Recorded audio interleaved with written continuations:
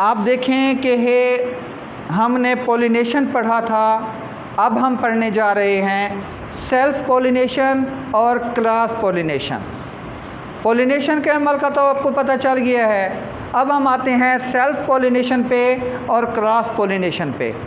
Self pollination ये होती है, पहले मैं आपको बताता चलूँ कि आप देखें कि ये एक ही जड़ का मुख्तलिफ शाखें रखने वाला पौधा है। इसकी एक शाख ये है, दूसरी ये है, तीसरी ये है और चौथी ये है, पांचवी ये है। अब एक ही पौधे के ऊपर बहुत सारे फूल हैं। अब आप देखें कि बहुत सारे ये जो फूल हैं, कोई हनी बी आती है इस यानी कि फूल के ऊपर, इस फूल के ऊपर आकर बैठती है। यहाँ से पोलन को अपने पंजे के ज़रिए वो ले जाती है। कहाँ ले जाती है? इसी पौधे की दूसरी शाख पे, इसी पौधे की दूसरी शाख फ़र्ज़ करें ये है, इधर से हनी बी उड़ी और इधर आकर बैठी और उसने यहाँ पर वो क्या है, स्टिग्मा है, उसके ऊपर उसने क्या है यानी कि वो पोलन डाला।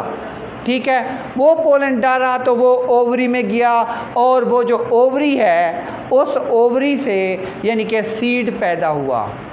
इसको कहते हैं सेल्फ पोलिनेशन। इसको क्या कहते हैं? सेल्फ पोलिनेशन, अपनी अफजाइश नस्ल आप। ठीक है, इधर से इधर तक। अब हम आते हैं क्रॉस पोलिनेशन पे। क्रॉस पोलिनेशन में क्या है? अब देखिए आप, ये एक पौधा है, ये अलहदा है, इसकी अपनी जड़ है। ये और पौधा है, इसकी अपनी जड़ है। अब दो पौधे हैं, कोई दो टीचर आ जाएं, मैं ज़रा उनको एक्सप्लेन करना चाहूँगा। कोई दो टीचर आ जाएं मैडम आप। हाँ, आप आ जाएं, इधर ही खड़े हूँ। अब देखें जी, मैं समझाता हूँ, आप लोगों को पता चल जाएगा। अब ये एक पौधा है और ये दूसरा पौधा है। ठीक है, अब इस पौधे का ये जो, मैडम साहब इधर लाइट की तरफ करें, ये बस इधर ही। अब देखें, इसका यानी कि पोलन है, जरदाना है। ठीक है, इसके ऊपर हनी बी आकर बैठी। इस हनी बी ने यहाँ से पोलन उठाया, पोलिनेटर ये के तौर पर, यानी कि वो पोलिनेटर का काम कर रही है। इधर से उठाया और वो उड़ी, इस पौधे पर नहीं बैठी, इस और पौधे पर आकर बैठी। इसके यानी कि किसके ऊपर? ये फ्लावर के ऊपर। इसके ऊपर जो जरदाना था, पोलन था, ठीक है ना, सॉरी, इधर जो यानी कि वो स्टिग्मा था, उस स्टिग्मे के ऊपर उसने आकर पोलन को रखा और उसी स्टिग्मे में वो पोलन गया और उसके अंदर जो इधर ओवरी है, यानी कि इधर ही इसके अंदर ओवरी है, ओवल है, तो वहाँ पर जाकर वो स्टिग्मे से नीचे गया और वो ओवरी तक जाकर ठहर गया और वहाँ पर जाकर उसने यानी कि सीड का अमल किया और वो सीड बना। अब ये क्या है, एक पौधे से दूसरे पौधे तक शर्त ये है, ये भी सेम जेंस का हो, ये भी सेम जेंस का हो। तो यहाँ पर आकर इसने क्रॉस पोलिनेशन की है। क्रॉस पोलिनेशन और सेल्फ पोलिनेशन का फ़र्क यही है। टीचर्स के लिए क्लैपिंग करें। हाँ जी, thank you so much madam साहब, बैठें। अब देखें कि यहाँ पर आपको मैं पिक्चर के ज़रिए जो दी गई चीज़ है उसके ज़रिए मैं आपको समझाता हूँ, आपको बेहतरीन तरीके से समझ आ जाएगा।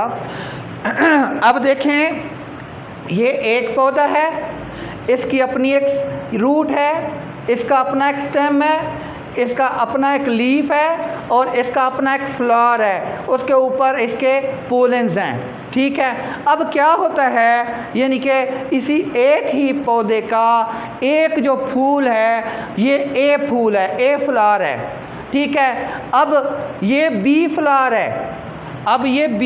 है, ठीक है। इस बी फ्लावर में अब क्या होता है, हनी बी यहाँ आती है या हवा आती है, आंधी आती है, तूफान आता है, तो यहाँ से पोलन उड़ता है, हवा के ज़रिए, या हनी बी इस पोलन को उठाती है पंजे के ज़रिए और इस फूल पर, बी फूल पर आकर बैठती है। एक ही पौधे के दूसरे फूल पर आकर बैठती है, दूसरी ब्रांच के दूसरे पौधे फूल पर। यहाँ पर आकर ये जो स्टिग्मा है, इस स्टिग्मे के ऊपर वो आकर यानी कि पोलन को गिराती है और ये उसी स्टिग्मे से यहाँ ओवरी तक जाता है और वो क्या हो जाता है, सीड बन जाता है। इसको हम क्या कहते हैं, सेल्फ पॉलिनेशन। सेल्फ मीन्स अपनी पॉलिनेशन, अपने ही पौधे की पॉलिनेशन। अब क्या है, क्रॉस पॉलिनेशन की तरफ आते हैं। क्रॉस पॉलिनेशन में क्या है, इस बी फ्लावर से एक अलहदा पौधे के फूल से पोलन जो है वो हनी बी उठा के इधर नए पौधे के और पौधे के यानी कि फ्लावर के स्टिग्मे के ऊपर वो पोलन को इधर से आकर गिराती है और वो स्टिग्मे में जाकर गिरता है और उस स्टिग्मे में जो यानी कि वो पोलन आता है, फिर वही अमल होता है जो अमल हमने यहाँ पर बताया।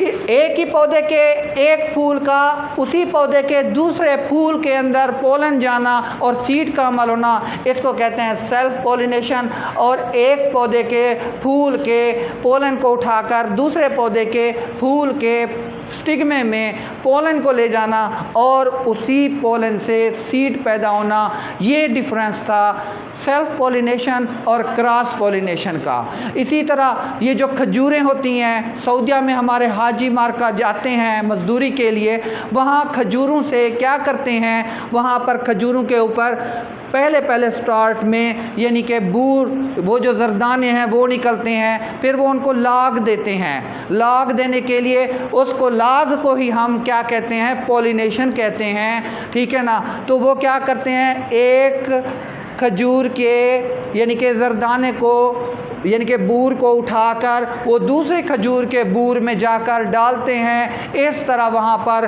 सीड का अमल होता है। वहाँ भी सेल्फ पॉलिनेशन होती है, वहाँ भी क्रॉस पॉलिनेशन होती है, ठीक है ना।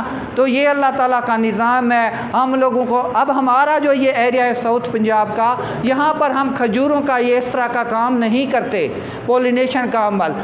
लेकिन हम कहते हैं इधर तो नहीं होता, उधर कैसे हो जाता है, उधर क्यों नहीं होता ये अमल। हम लोग डिपेंड करते हैं हनी बी के ऊपर, परिंदों के ऊपर। हमें पता भी नहीं परिंदे हमारा क्या क्या काम कर रहे हैं। वो हमारी खजूर के पॉलिनेशन के लिए वो हनी बी जाती है, वो उड़ा के ले जाती है दूसरे खजूर तक।